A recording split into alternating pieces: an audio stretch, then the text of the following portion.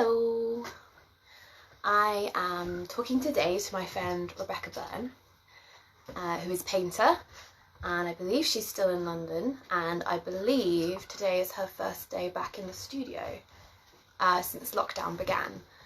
So it'll be interesting to see her in her actual studio space and see what it's like being away from it for so long. Hello. So I'm just going to wait for Rebecca to join the chat and then we'll get started talking about painting and being back at work, which is something that I think we'd all love to be at the moment. So Rebecca and I met a while ago. Oh, here she is. Let's add her in. Bramble, please get off my... Oh, waiting. Okay, cool. She'll be with us in just a sec. Will you go to your bed, please? Hi! How are you? I'm good. Oh, so cute. It's what happens when I start talking after a lot of silence. Every time I start a live, she's like, look at me! I'm over here. I know, and then she comes out because she realises I'm not talking to her. How are you? I'm good, how are you? I'm good. It's as I heard you just saying as I came on, I got back in the studio now, so I'm really excited.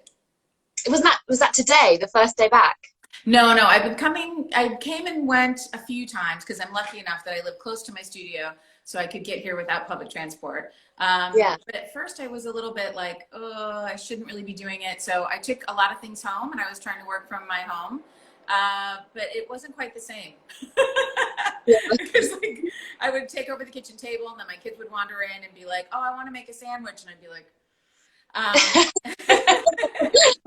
Do you? How much do you? yeah, could you stand and eat? Yeah. So it's nice to come back in. So I started coming back in more regularly, a couple times a week, starting probably last week. Okay, cool. It's been nice. Yeah. Yeah. Nice. Is there work that you like left behind in the studio that you get to work on now? I did. So I'm doing this project that I'm really excited about actually, which I wish I could move it. I set up a really nice little tripod system for myself, but let's see if I can show you. You've probably seen it or I've been posting it on Instagram. Hold on. Ooh, that's huge. Yeah. So remember when we first met and I was painting really tiny? I was thinking about that yesterday. I've changed quite a bit now, but so I did a project a few years ago for Hospital Rooms, which is an arts mental health charity, and this project's not connected to them, but it was a referral through them with another organization called Livestrong, and it's I've heard of Livestrong. Pardon? I've heard of Livestrong. What do they do? Well, it was founded by a guy named Matt Waugh, and he's a Churchill. He just won a Churchill Fellowship right now, so that was kind of all over the news. But he works with people in locked and secure mental health facilities with the connection of diet and exercise. Probably not so much diet, but exercise and your mental health. So he works in all the gyms, and he's also a trained nurse and professional. And so this project is about transforming their gyms, so changing the spaces where they can work out. So whereas Hospital Rooms transforms like whole wards in different hospitals, this is specific to the gym and exercise area. So I'm going to go in and make 2 pieces of work at a hospital up in Ladbroke Grove and transform the women's gym and the men's gym because they're kind of like pretty grim and not very inspiring places to want to go work out in.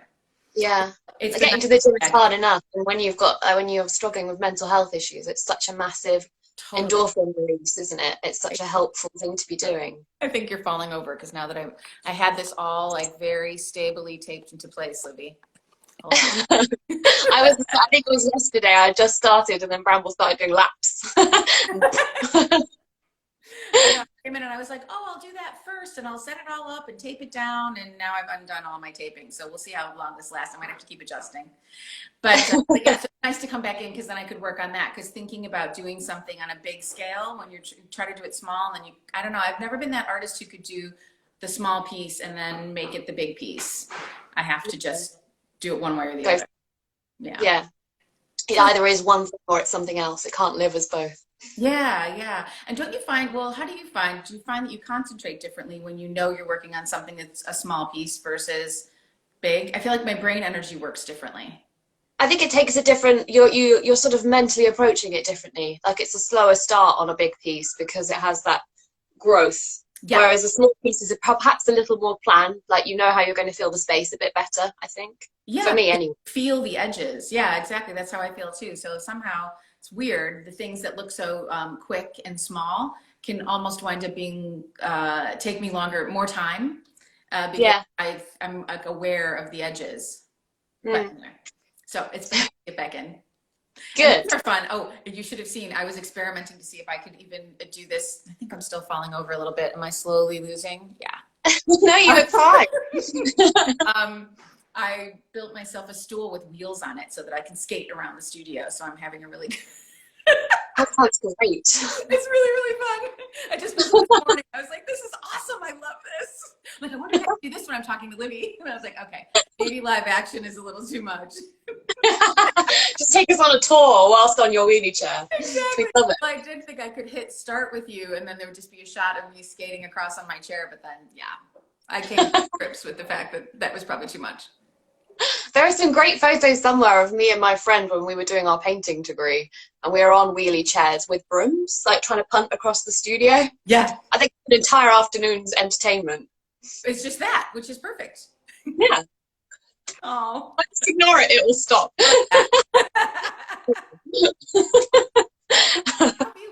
So you just moved. So how have you settled into your new place? Yeah, it's been good. I always think I'm going to just walk into studio the next day and start, and that's never really what happens. You take a few days like decorating it how you like and putting out your favorite pieces and taking down some work you've had up like for too long in the last studio.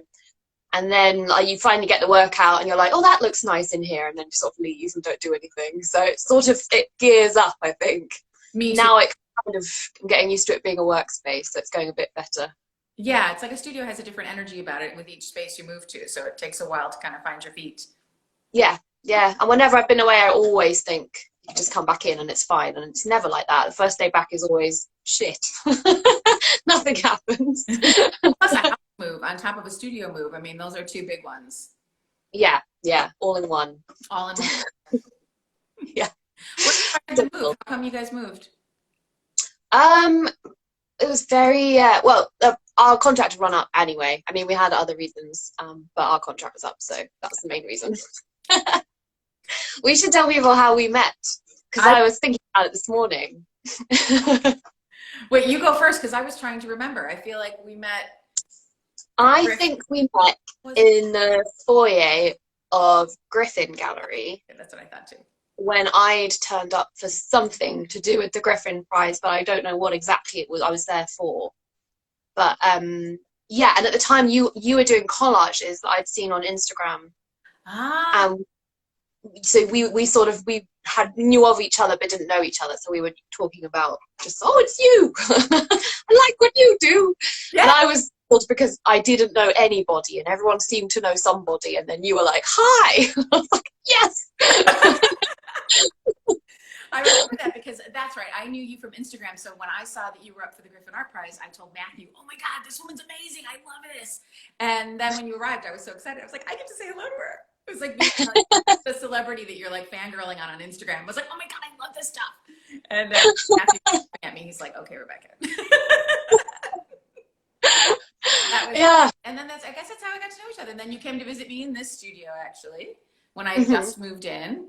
Yeah. And then you were so lovely. Came to the Florence Trust, and yeah. Good times. Yes, good times. And then I had my big dog, Berkeley, which is Berkeley. gone. Berkeley came to my studio. Yeah, did come to your studio. That's right.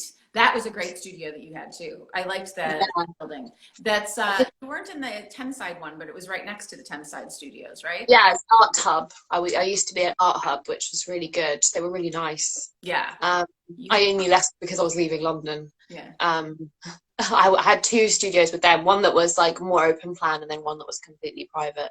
I think I was the one completely private one. I think you had just moved into that one. Was that one with a roof? Yes, I think it had a roof, but it felt like it was just your space, but maybe you had built it out to feel that way. I can't remember. It was a little bit like a I think it was you came to one when I had wooden walls, but they didn't go all the way up, so I had other people's noise. And then after that, I got a proper private one, which was just the dream. I'd waited years to have one like that, so I miss it. That was a good space. Yeah, it's funny how space is so important. This studio was my dream. It actually belonged to Anne-Marie James, who was a friend of mine, and then when she moved out, I was lucky enough to get it. But it's the first time I've had my own studio that was just mine. Yeah. And it's nice because I like sharing, and that has its pros and cons to it too.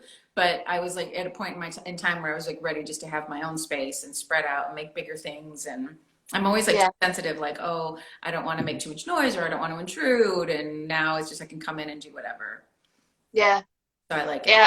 I mean, just waiting to get a decent studio space in London can take 10 years. I have a friend who took 10 years to get her space. It's mad. No, it's super mad. And you're right. And then just when you settle in somewhere, then something crazy happens. Like, you know, the building closes down and you think you have all the security and then it's gone. And you're like, oh. Yeah. But yeah, this one is in the Triangle building, as you know. So it'll be pretty secure for the next few years anyway. It's on a lease. Oh, you fell over. It wasn't me. There's no professional setup. Yeah, mine's a cardboard tower. Pieces of the box the stool came in. Yeah, you're on a chair which is on a box that a fan came in, which is on a laptop which is on a box that pens came in. Oh, you make me feel better. And I was thinking to myself, like, oh, could you do this on a laptop? So I had to Google that. No, it doesn't actually work on a laptop. Unfortunately, that would be a lot more convenient, wouldn't it? More convenient. So sorry. How's your work going? I love the fact that you put horns on yourself. Like, that's a brave thing to do. Yeah, well, the first painting that I was doing, these are all referenced to a set of paintings. Yeah. And in each one in the first one I referenced, there was a man with horns and a naked lady. And I was just talking to James Freeman, who runs the gallery that represents me, and he knows a lot about art history. And he was saying, we were talking about what it means when people have horns in paintings and what it means, and how naked women always have dogs. And it's quite a sexist thing because the horns are sort of about like lack of faithfulness and infidelity and those kind of things. And women always have a dog, which always means fidelity and and that kind of, you know, women being pious situation that always happens in art history. And I just wanted to sort of play with it. So everyone's got horns, everyone's clothed, some people have dogs. It's just sort of like, I like it. I just wanted to just mess around with it. I was like, okay, like I'm not going to have that read into it. I'm just going to mess around with it and people can think what they like. Yeah. But I think it's just to be sort of aware of it, just for fun. I don't know. Kind of like giving everyone a little bit of everything and questioning how that isn't that human nature? We all are a little bit of everything, like, you know, on the day sometimes. Yeah, and then there's some of these people that one person I forgot to give a dog, which really annoyed me, and then I was like, it doesn't matter, like, it's funny because I've given him horns and no dog, but he's one of the most like steadfast, like, you know, I love my girlfriend sort of people. And it's sort of like almost funny that you know, that he's ended up with no pious signal. No piousness. But what does it matter? It's humor. It's, you know, his doppelganger, his alter ego. Yeah, it's his alter ego. Did those come from a residency that you did, or just a long period of time that you went studying them, the originals? So I studied them on a residency. Yeah. Okay. So how was that? Good. Yeah. I mean, this is 5 years later. This is like my show that I'm putting together, that's sort of like a kind of hymn to the Prado and like how it influenced my work over the last 5 years, spending all that time there and looking at those paintings so much. And so none of this work is like direct copies of anything in the Prado, but they all reference works in the collection. Yeah, I think it takes a while for stuff like that to bubble through. I was thinking about that this morning, actually, as I was putting things together, and I thought, it's funny how sometimes you have those moments in your practice where you kind of pull back and you see, oh, this has all these things I've been thinking about over this long period of time. So sometimes I look at my work and I think, oh my God, I'm so disjointed. I need to spend more time on like one thing. And then other times I realize, oh, it's actually all in there. It's just all sorts of, you know, bubbling through at different times. Yeah. I think the fear of being disjointed is always misplaced, I think. Yeah. Because you don't need to have a body of work that screams, this was made by so and so.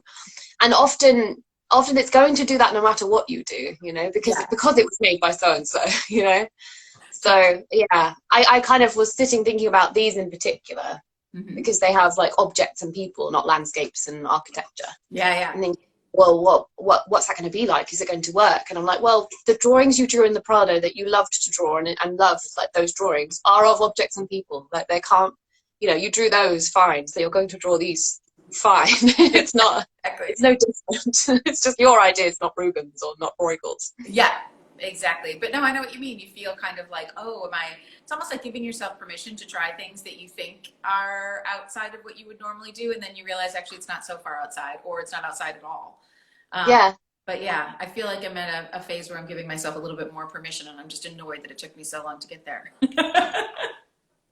But then I think that comes in peaks and troughs. Yeah. You'll get into a way of working, and then that way of working starts to define you, and then you have to get the confidence to get out of that again.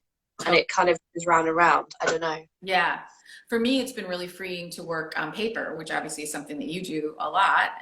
But for me, the idea of painting on paper was quite foreign until the Florence Trust residency, and I was lucky enough to get the paper from Art. And then I was like, oh, okay, wow. No, actually, I got the paper from Art for the Van Gogh residency. And that was great because I could make big work that then could be rolled up in a tube and taken home. So that was the first time that I really felt like paper made me really feel free in a way that I didn't feel with a canvas. And I still feel that way. Like I was looking into making like a giant stretched canvas. And then I thought, actually, I don't. Ramble. I just thought, you know, something about the paper is more experimental or more freeing. Yeah. And I suppose it's because we experience paper in so many forms in our day-to-day lives. It has this like universality maybe that a stretched canvas does not. That's much more intimidating. Yeah, something like that. And I just I very much like the idea that you can make something huge and then you can roll it up and take it away. Like I literally roll these things up in big tubes, tuck them under my arm, and I'm gone. And I like that sort of quality. Whereas with the canvas, it feels like, I don't know, it's more formal, or I don't know. And I like You have to take it apart, a canvas. You what? You have to take it apart. Yeah, canvas. I do. You have to roll it up. There in your studio. Yeah. Yeah, exactly. Yeah. So you start working on paper when the Van Gogh residency, was that at his house, I think? Yeah, that was really cool. You should do that. I highly recommend it. It was amazing. It was a month, and it's right next to his house. And his father was the pastor in the church. They moved away when he was still fairly youngish, like I think he was like 14 or 15.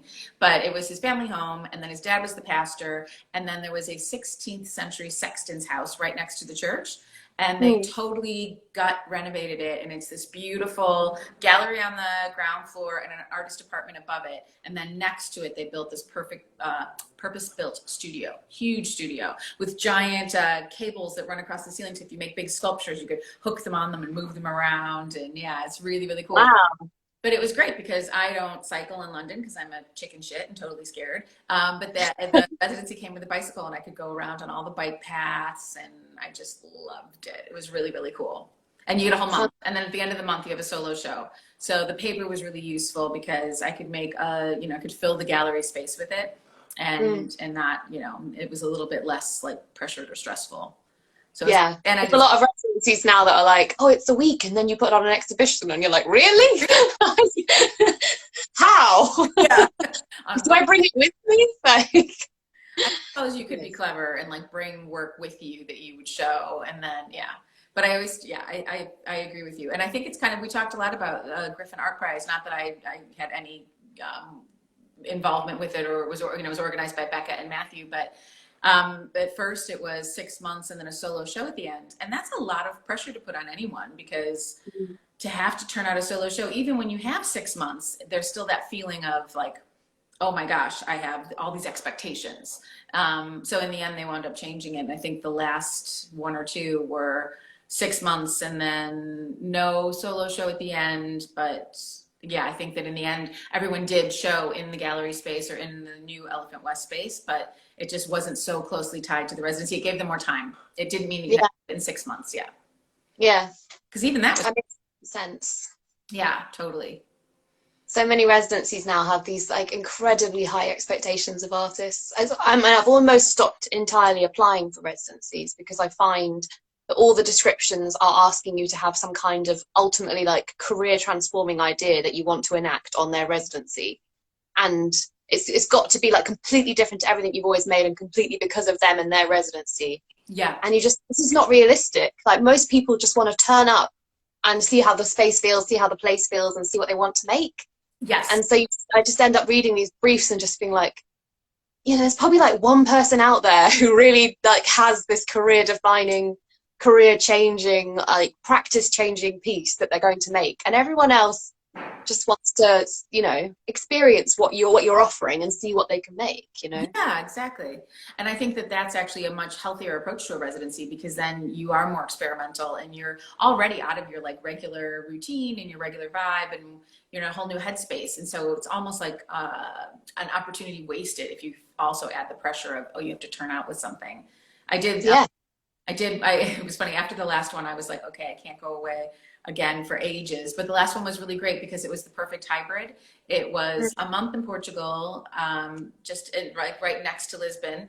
And then there was a show at the end, but it was the show of 6 months worth of the resident artists. So really, Right. you had the freedom to make a piece, and it was going to go in this big group show. And that was kind of like the perfect balance. And it happened to be the end of the 6 months for the residency that I was on. So if it had been another time, everyone just left a piece of work behind. So those people really had like freedom to do whatever they wanted for the month and just leave one piece behind. And then that was that. Yeah. That was like a happy medium. And they did a really nice catalog and everything. So that to me was like a really well done residency program, a good balance of an outcome and just experimenting.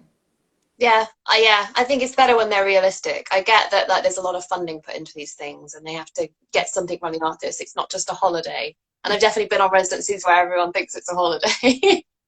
And I've been on residencies where you're not allowed to say the word holiday. But yeah, there has to be some sort of meet in the middle. Maybe do the residency, have a year, and then produce the show.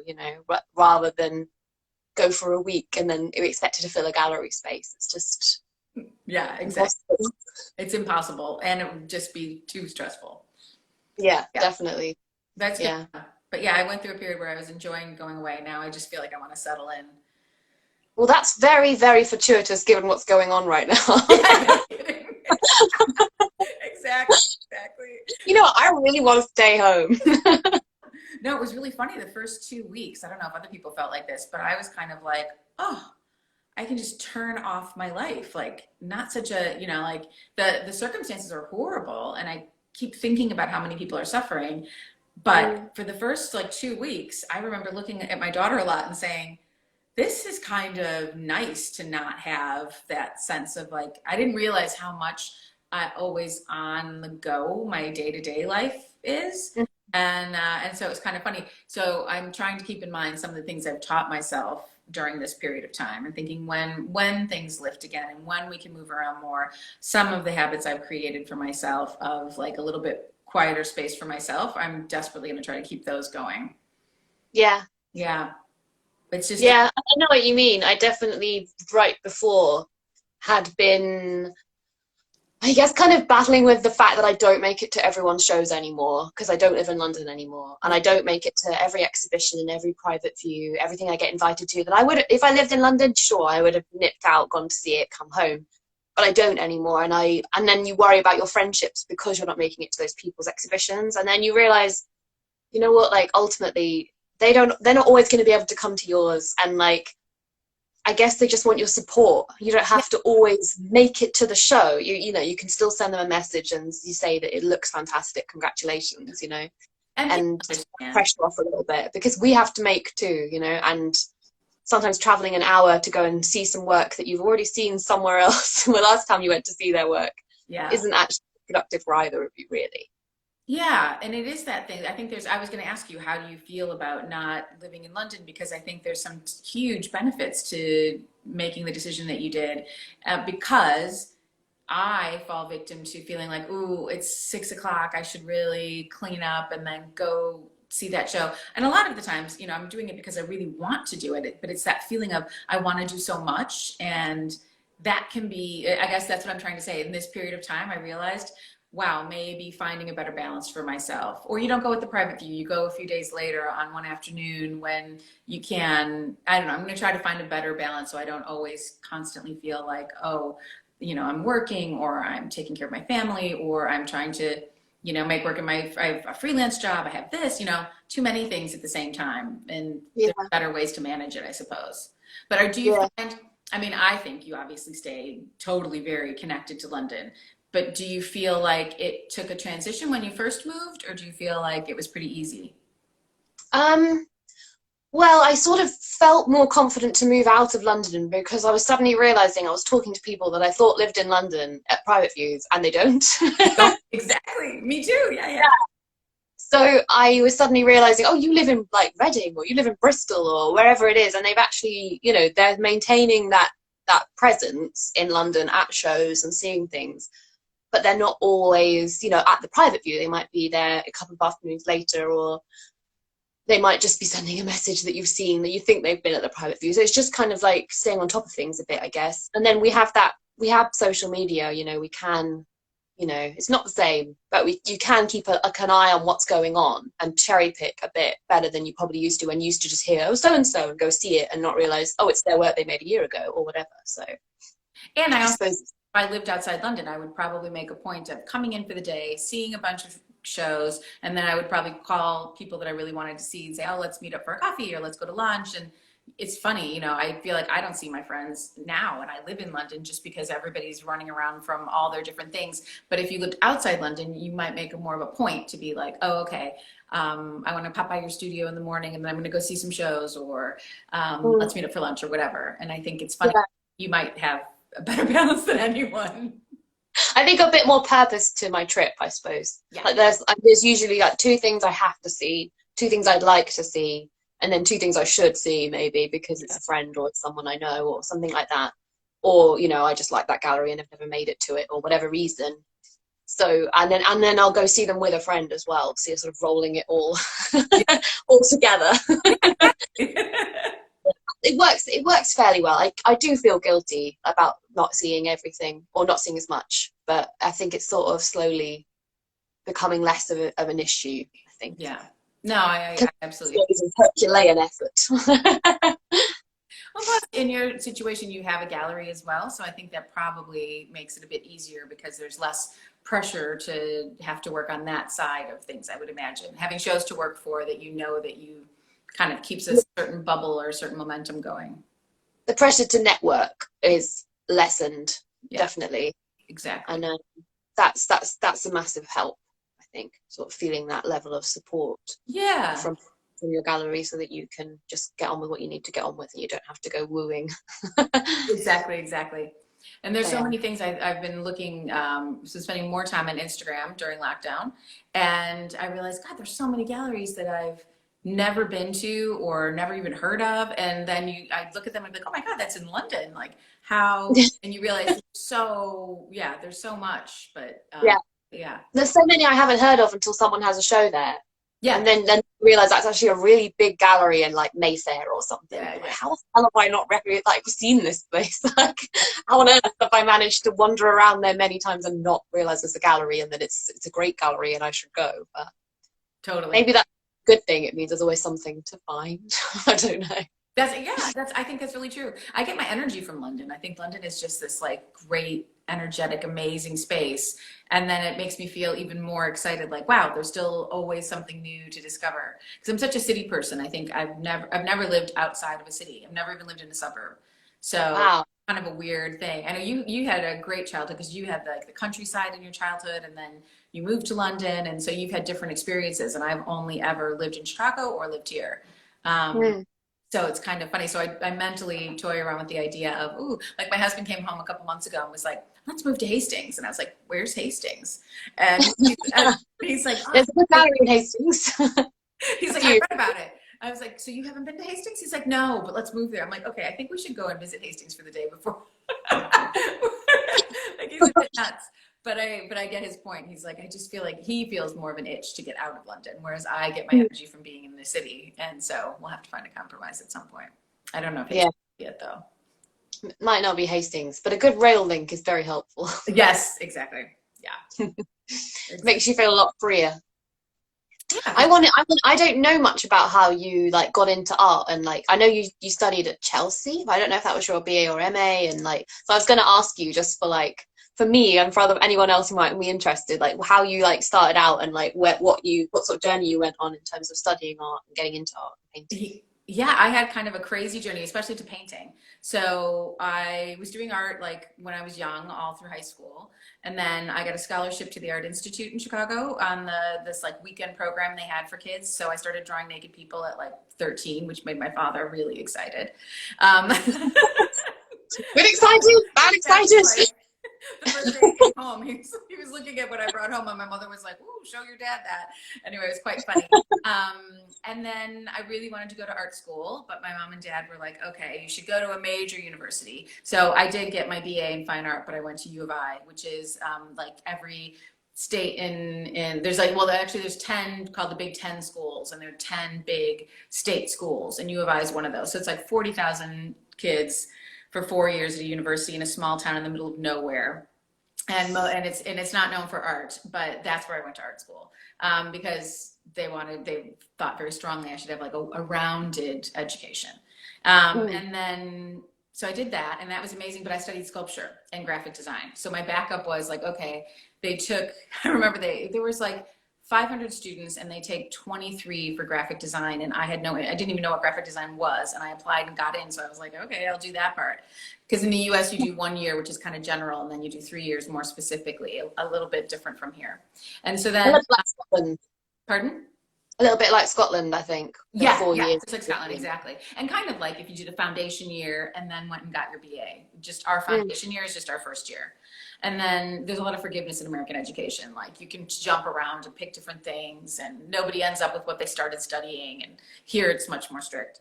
But yeah, so then I had to stay in school because I have some health problems, and to keep my health insurance, I had to stay a full-time student. So my parents drove down right when I was about to graduate and go off and like be a hippie in Denver, which is so unlike me, but it was like my friends. So I was like, yeah, I'll go along with that.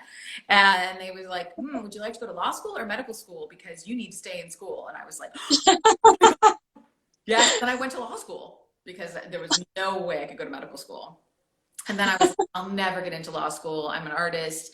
And I got into most of the law schools I applied to because I think they were all like, what a weirdo. Like, let's just take a chance on her. An artist wants to go to law school? Okay. Did that, and then I went back to the Art Institute, working in the foundry, making work like on the side. So I was a lawyer for about 1.5 years, and then I quit, and I started putting together a portfolio to do sculpture and apply to get my master's. And then I broke my back, and I couldn't keep doing that. So then I felt like, oh, I'm just a sculptor, and I make big sculptures. I was doing big metal welding, like huge things. And so I left art for years, for probably, gosh, like 10 years. And I just thought, I totally derailed me. And in retrospect, if I could go back and talk to my 26-year-old self, I would say like, oh God, please don't be silly. But I felt like I couldn't make anything. I could have made smaller work. I could have done something. And then I started drawing. After 10 years. And then somebody said, oh, if you can draw like that, you should try painting. And I thought, oh God, no, I'm not a painter. I don't think in color. And I was just drawing in black and white. And then eventually I tried painting, and I thought, wow, I love this. So then I was really mad at myself. And that's how I kind of wound up here. So then I was with my husband in Chicago, and I was like, we got married really young, and we had our kids young. And I said, now we're really old. So let's go traveling, and I want to go back to school. And so I applied to 5 schools here and got rejected from every single one of them. And the last interview was with Brian Chalkley at Chelsea, and I got in. And we packed up 29 duffel bags and moved to London. Way to move. I bought 29 issued duffel bags, and that is how I moved 4 people to London. Wow. Yeah. That's amazing. I didn't know all that. Yeah. Because when you don't have a job, it turns out that's the cheapest way to move. Even paying the extra fee per bag is the cheapest way to move. Yeah. So we had bags. So getting into the airport guy was like going through, like literally we drive up with these giant like a moving truck with 29 military issue duffel bags, because those are the biggest ones. And I had like skateboards and a toaster and all the things you kind of like need to start your life. Yeah. And it was quite funny. And then getting to Heathrow and having all that stuff too that was a whole other adventure. Yeah. And 2 kids. Yeah. But it was great. And then, yeah, I fell in love with London and we never went back. I was lucky because my husband had an Irish passport from his grandparents. There's this thing if you're American, or maybe, I don't know, it might be for everywhere, obviously, it must be. But if you have Irish grandparents, you can register for citizenship. And then that allowed us to be able to stay. So we were really lucky. That is lucky. We have to do that every 2.5 years, reapply shenanigans. Oh, there's loads of shenanigans. We had to go through crazy stuff to get the family visa, and that only lasted 1 year. And then there was another visa. Anyway, it took 8 years, but then finally we got permanent leave to remain cards for myself and the kids. Because then obviously I realized I wasn't even thinking about my kids. And then somebody said to me at like over a drink in a pub, like, what are they going to do? And I was like, oh, I don't know. They'll stay here. This is where they grew up. And they're like, yeah, well, they'll be deported when they turn 18. I was like, what? Because then they're adults and they're no longer. Stop packing them duffel bags. Exactly. I was like, I never thought about that. And then I called a friend who was a lawyer, and he was like, well, yeah, of course they'll be deported, Rebecca. They can't just like stay. I'm like, oh shit. So then I had to do citizenship for that. They got their permanent leave cards and they could have just stayed with that, but we just went all the way. And so now we're all 3 of us UK citizens. Yeah. But yeah, that was my long circuitous route to getting here and being able to stay. So now I joke that like I could never have divorced my husband because he had the Irish passport, and now I was like, you need me now after Brexit. I've got leave to remain. Brilliant. That was great. And how did you find Chelsea? What was it like? Well, I actually found it really hard the first year. So when I did the interview, Brian said, why don't you do the postgraduate diploma first, since you've been out of education for a while, and then you can do the MA after that, because the MA is only a year and the postgraduate diploma is a year, and then you'll have 2 years. And I thought, oh, that's perfect. So I did do that, and I was really happy I did, because the postgraduate diploma, like the group of people, I didn't really connect that well, and I was painting, and people were like, I literally had someone say, you know, painting's dead, so why don't you make a painting, set fire to it, I think I told you this story, take a video of your burning painting and display the video instead of the painting. And I was like, no, I want to paint. And then I went to a talk, and someone asked the artists who were on this panel talk, what was the best thing you got out of your graduate experience? And it was 5 people, and all 4 of them, as they went down the row, said it was the group of people that I met. And the 5th one said, they're all right, and I had a horrible group of people, so I really feel like I missed out on that opportunity. And I went and I emailed Brian the next day and I said, could I defer a year? And he said, yes. So then the MA was with a totally different group of people, and it was great. Yeah. So, yeah. So I found Chelsea challenging, but I think it was more about the group of people and connecting with people differently. There's nothing wrong. It was just a different experience. I felt like it was more acceptable to be a painter and be interested in painting with the second. Yeah. Yeah. Yeah. I mean, that happened on my MA at Wimbledon. Because we were doing MA drawing, and I spoke to Nettie at the beginning of the week, who I met on MA drawing, and we were pretty much, I think, the only 2 people who were actually, you know, making marks on paper, you know, and that was their whole practice. And that was seen as very, very unfashionable, despite the fact that Wimbledon had a drawing course, which was a traditional drawing course, and then it got rid of its drawing course in like the 70s, 80s, I'm not sure. Okay. And this is like a revival, so you'd think in the revival they'd be more open to people working on paper again, and in fact it didn't feel like that at all. And we were the youngest people there by quite a chunk. Yeah. Again, that was quite alienating, because you didn't really everyone went home to their families and kids and whatever, and it was just sort of like, you know, just the 2 of us kind of thing. So it was sort of a strange dynamic. And it changed after a year and more people came on, but the group of people you're with definitely has a massive impact, because you have to, like, you know, we have one tutor and he had one way of seeing things. Right. The whole time. So if you don't see things the same way, you need a group behind you who are going to fight for those things with you, you know, and if that's not the case, it's not great. Yeah, exactly. And I think that's also where so much of your growth comes from is interesting conversations about what you want to do. Like all the best tutors I had, and that I still think back sometimes on some of the stuff that we talked about, were people that put themselves in your headspace as opposed to trying to get you to, so it's like that combination of they get you to think about other things and maybe read other books or watch other films and think about other artists, but they're always doing it from a perspective of where you want to go. Like Don Meller was fantastic, and Neil Tate was fantastic, and James Pyman, and all those people were such great tutors on the MA because they were really good at coming in and like really making a huge effort, because it's so hard on them. They only had like, I don't know, maybe half an hour with each of us, and their whole day was like going from person to person. Yeah. That if you have that and a group of people that you can have that with, that's the best balance, because your peers have, are super helpful. Yeah. So yeah, I think that's critical. So how long was the drawing program at Wimbledon? 1 year, 2 years? So I started on full time, which was just a year, to write 3 dissertations and have an exhibition. Whoa. Yeah. And then I switched to part time, which they weren't happy with me doing, but they'd already given me a full scholarship anyway. So that's why they weren't happy, because it meant I was going to be there for free for another year.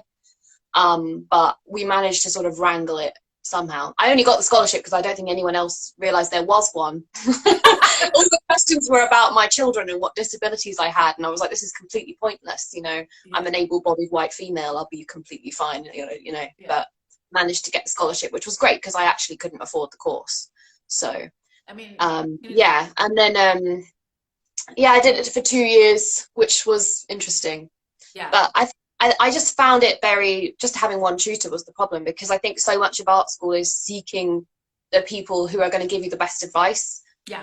You're always trying to find that tutor or that peer who you really vibe with and who gets you and notices when you're making changes in your work, or notices when you're referencing this or that. And though that input is so valuable, and not that you should never argue or disagree, but those people can still have things you wouldn't have thought of or don't agree with. But finding the right advice, very difficult to find the right advice when there's only one person giving it. Exactly, totally. And I also think it's that follow-up that's important too. So it's finding the balance, a couple of people, but more than once, definitely, because otherwise, if you're trying to take on board some of the things that they brought up with you, you want them to come back and have a conversation after that with you also. And Chelsea was tough because you only got 2 visits from each tutor. So I always thought 3 would have probably been better. Like 1 to first meet, 1 to kind of see how you're processing whatever, however your practice was impacted by that first conversation, and 1 more time. But the good side was you had more people to see. So that was really, really nice. And it's funny you said that about it's good to have an argument and stuff. The first time I met Dawn Meller and she came in and she was talking and I was listening to her, and I think I was taking notes. And then she spun around and looked at me and said, "You're not disagreeing with me on anything." And she seemed to be annoyed with that. Like, come on, disagree with me. And I said, "I'm listening to you. I did not pick up everything I have, transport my entire life, and come here to not listen to what you have to say. Give me a minute, I'll disagree with you." She laughed and she was like, "Okay." And that was funny. But she's like, "Oh, most people argue with me right away." And I was like, "Yeah, I'll argue with you. Just give me a minute." How much do you think you spend a lot of time in art school arguing or debating with your tutors and peers about things, or do you feel like it was quite peaceful? No, I thought it was useful. There might be it wasn't so much an argument. To be honest, I was like a sponge. And I think it was probably because I had come back to education after so much time away. And then also British education is very different than American. In my BA, we weren't so much encouraged to look at what was going on in contemporary art today at that time, because maybe we were, 3 hours from Chicago. So we were out in the middle of a cornfield in the middle of nowhere. So it wasn't like we had access to things, but also it was very much about art history. So it was super steeped in art history. And I just don't remember there being a lot of conversations about what was happening in contemporary art at that time. It was all about you'd have one-on-one conversations with tutors, and they might say, look at this artist or look at that artist, or think about this, or read this book. But mostly you just felt like you were inundated with going to art history classes, and they would all be very, there was one that went for a year, and it was at 8 a.m., which is why I'm remembering it with bug eyes. It was horrible because I'm not a morning person. And it was 3 days a week, and it was like an hour and a half every morning at, Monday, Wednesday, Friday. And it was all art history from like cave painting to the 1950s, and then it stopped. And it was fun. Looking back, I thought, oh my God, that's so crazy. Like, why did we stop with Jackson Pollock? Yeah. And I felt like British education was much more rooted in contemporary art, at least certainly at the MA level. And so that was a big awakening to me. And like coming here and everybody saying, are you going to this private view? Are you going to that private view? And saying, well, I don't have a ticket, or I don't know anyone, or I don't have an invitation. And everyone looking at you like you were crazy. Like, no, everyone goes to a private view. I'm like, why is it called private view? Yeah, that's something I've said on my profile a few times actually. When I've like put out about a private view that I'm having, I'll often like underneath just be like, it's called a private view, but literally anyone can show up and there's free wine, so please come. Then there's very, very few. I mean, really, it's only like public collections of where you have to literally have an invite. Like if it was a private view at the National Gallery or something. Yeah. But even like, the fanciest galleries in Mayfair, you can just show up. And it might give you a funny look if you're covered in paint or whatever, but they'll let you in. Yeah, exactly. But yeah, so those were funny things when I first got here. Like, oh, that was, so I was kind of like a sponge. I was soaking everything. Yeah. So I probably didn't disagree as much as try to absorb everything I could get my hands on. Liz Elton was a very good, she's one of my close friends that I met on the MA, and she was great. She kind of took me under her wing and was like, okay. She actually did PG Dip with me, and she skipped a year and then went back into the MA. So we did both years together, both deferring the second year. And so she was very helpful with, kind of like, haven't you seen this artist, or haven't you looked at this? And I was like, oh my God, I'm overwhelmed. But also American artists are very different from British artists. Like you think of artists being so international, but so part of what I do now is organize residencies for American artists to come here and do residencies with Call Art. And I realized the artists that I think are so ubiquitous, like, Chantal Joffe or something, American artists will be like, oh, who's that? And yeah. Vice versa. I've always felt like whenever I've spoken to like artists from the US or galleries in the US, or even just gone to see shows in the US, I've always just felt like, who are these people and why are they in such a major gallery and how have I never heard of them? Yeah, exactly. That's how I felt too. I mean, because I obviously do a lot of research before I look for a handful of artists that I then approach and ask if they'd be interested in the residency, because they don't do it as an open call yet. But, I think maybe that could be coming eventually. But that's just because there's no resources to be able to run an open call. They're terrified they'll get 2,000 applicants and who work and stuff. So I wind up doing the research and then inviting a handful of people and having a really nice chat like this with them. And yeah, it's the American whole art world is just so massively different in New York from London, and it's good, it's refreshing, it's fun, and I feel so privileged that I get to then invite them here and meet them. And like we had Jenny Morgan here in February. It's funny, it was horrible because it feels like how much has changed since February. Like she and I were chatting about like, oh wow, it could be this virus thing could be really serious. And that was just in February. Now, look at it, she basically got home just in time, March 1st, to not have to worry about traveling home. But I was supposed to be I was supposed to be on a residency in Texas, and I was going to arrive I was going to arrive basically like an hour after Trump's travel ban came in, and I was just like, you know what, I just sound too close. So it was a real shame because we've been working towards, I've been talking about it and like planning it sort of on and off for like a year or two, really. Like, so still get to do it? Huh? Will you still get to do it though? In some form, I think. So I've done like an Instagram live talking to the guy who runs the residency there, who's also an artist. So we had a chat for the students and stuff. And then I think I'm going to do a few interactive things with them as well. And then, but obviously my husband's from the US and he travels there a lot, so I'm kind of just thinking at some point I'll probably go over with him for something that he's going over with, and then go over there and visit that. But yeah, I think they said they could still have a show there, so that would be nice. That would be good. Yeah, it's hard. I wonder how how this is all gonna shake out. Like I'm supposed to have a solo show in October here in London in Holland Park. And I was like, there's a gallery in Holland Park next to the old Holland House that I didn't even realize was there. So that's supposed to be going forward, but then every email ends with the caveat of, you know, subject to government guidance. And I wonder how long artists will be living with this kind of level of uncertainty in our careers that I think we're uniquely, unfortunately, positioned in, that, you know, there isn't really. And well, your husband's a performer. It has to be really challenging for him as well. Yeah, I think like he's going to be one of the last people whose work goes back, really, because meant to be going to see Cynthia. I got distracted. But yeah, no, because obviously his job is to perform to large crowds. Yeah. So who knows? We can be hopeful. Oh yeah, I'm totally optimistic. I think that it'll be different, I think, for a long time until, I mean, who knows? I mean, at the end of the day, if things transpire where there's a vaccine and it can be, you know, implemented, then I think things might be pretty similar to what they were before. But I just think it'll be a long time until we get there. That's all, that's the part that's scary. It is. It's trying to sort of like temper your expectations, I think, about how things are going to go back. It's not going to be the same. We're not going to just go back and suddenly have a big private view and like go see everyone's shows and la la la la. It's like, you're probably gonna have to go see it on your own. Yeah, you're gonna have to look around on your own. It'll be you and the gallery owner 2 meters away. Like, it's gonna be interesting. It will be interesting. And isn't it funny, like the things that it tells you so much about your own nature and your own personality, like the idea of wearing a mask.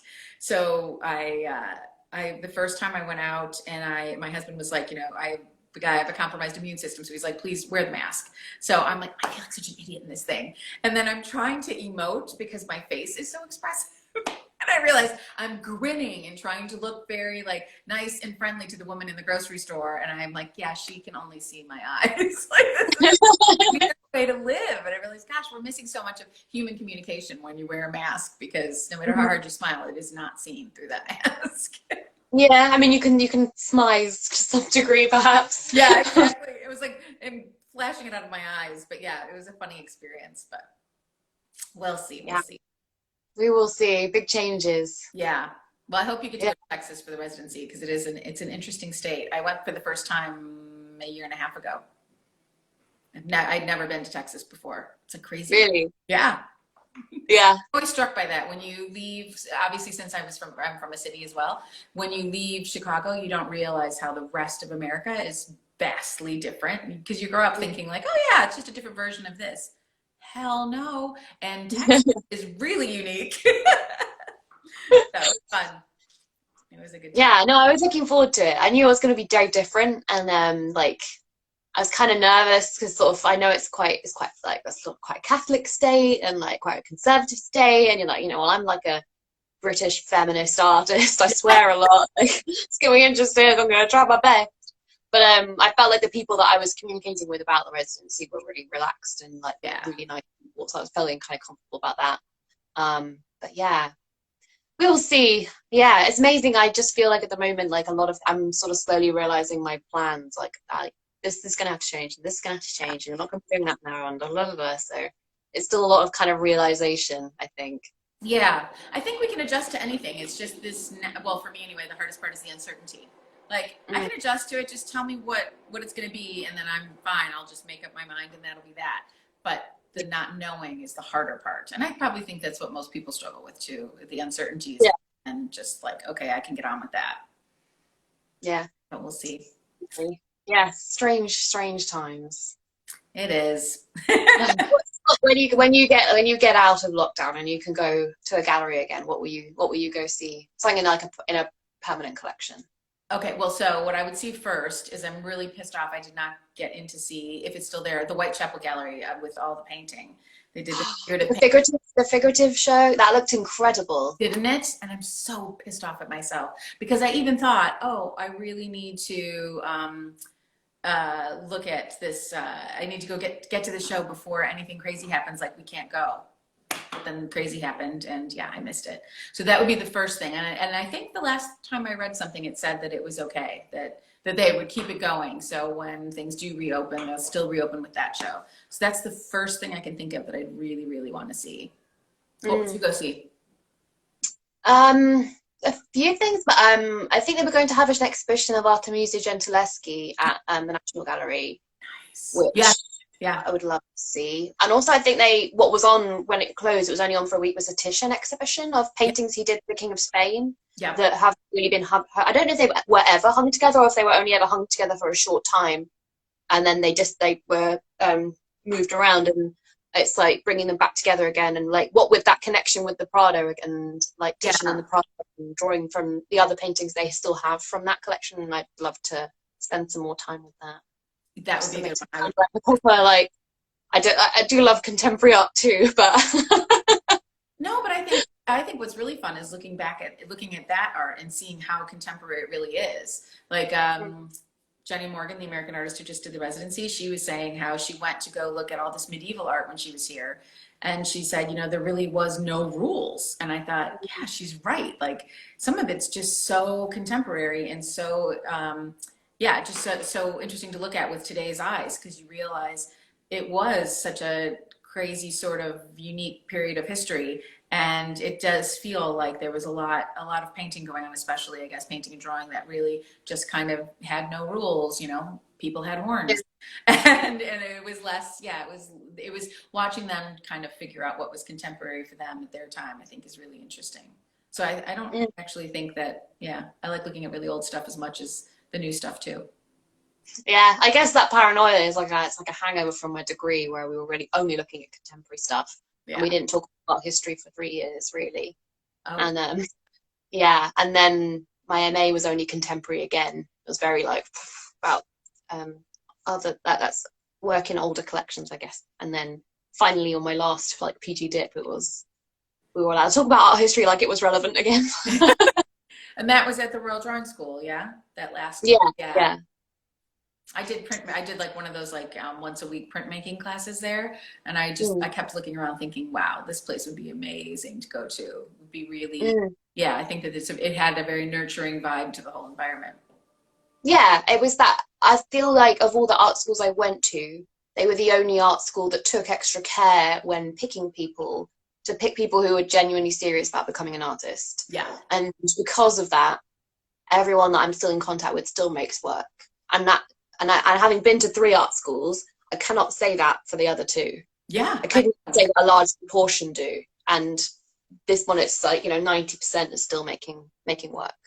And I think that's really special because you stay in contact with those people, and those people are your peers, and they're still making work, which is really helpful, and you keep that dialogue going. Yeah, and you share stuff like, oh, check this out, check that out. It's that same dialogue that you had when you were studying with them that you can keep as you go forward if everybody's still practicing.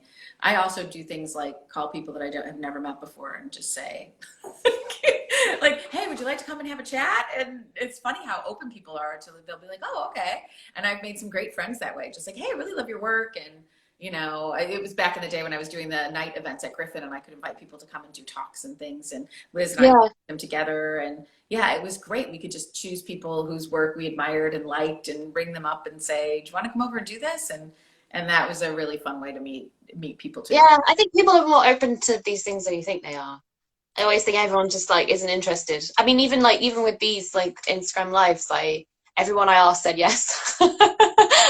And I was kind of overwhelmed by that. Wow. Yeah. No, I was super excited. And I do think it's such a nice way to I listen to them when I'm in the studio and I'm working sometimes, just kind of having these Instagram live conversations going on in the background, or podcasts. Like Emma Cousin's doing a really great series of podcasts talking to artists, and those are good company. And I think that staying connected like that is actually really important. I think it's part of keeping yourself mentally healthy, especially if you have my more social qualities. I'm like, I'm alone too much.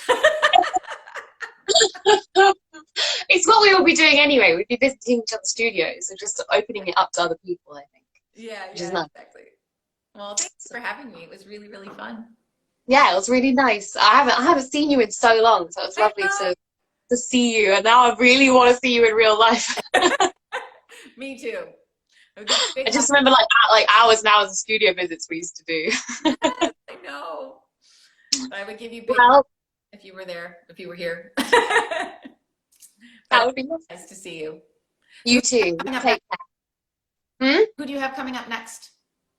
Next, I'm talking to Cynthia, who's in Miami. Oh, I So love her. She's so great. She was in the Griffin Art yeah. Prize with you. Sorry? She was in the Griffin Art Prize with you. Yeah. We stayed in touch after the Griffin Art Prize, and she is one of my best friends. She just makes me laugh so much. So Lovely. yeah, I'm looking forward to that. It's gonna be good fun. Yes. Okay, I'm tuning in for that. Tell her I said hello. Cool. And I said there, feel that. Bye. Bye. Bye.